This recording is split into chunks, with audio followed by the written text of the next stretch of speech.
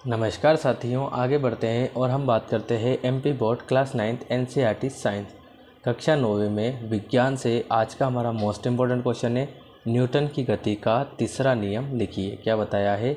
Newton की गति का तीसरा नियम लिखिए।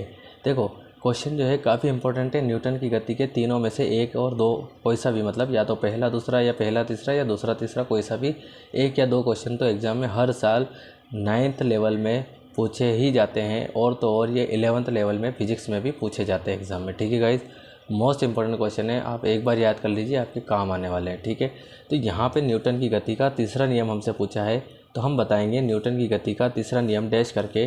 तो लिखेंगे न्यूटन की गति के तीसरे या तृतीय भी आप लिख सकते हैं। तृतीय नियमानुसार प्रत्येक क्रिया के बराबर तथा विपरीत क्या होती है? प्रतिक्रिया होती है।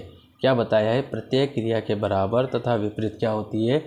प्रतिक्रिया होती है। कैसे? तो आप इस उदाहरण से काफ़ी अच्छी तरीके से समझ जाएंगे। ठीक है, जैसे कुएं से पानी से भरी हुई बाल्टी को खींचते समय यदि रस्सी टूट जाती है तो हम पीछे की ओर गिर पड़ते हैं। कैसे गिर पड़ते हैं? तो समझना, हम बाल्टी को भरकर क्या करते हैं? खींचते हैं। ठीक है, बाल्टी में कुछ द्रव्यमान होता है, वजन होता है ना, आयतन होता है, बाल्टी का आयतन होता है। तो अब जितने बल से हम खींच रहे होते हैं और जैसे ही रस्सी टूटती है तो रस्सी टूटने के बाद जितने वेग के साथ, जितने बल से बाल्टी कुएं के अंदर गिरती है, उतने ही बल और वेग से हम क्या करते हैं? पीछे की ओर जा गिरते हैं। तो प्रत्येक क्रिया के बराबर क्या हो रही है? विपरीत प्रतिक्रिया हो रही है।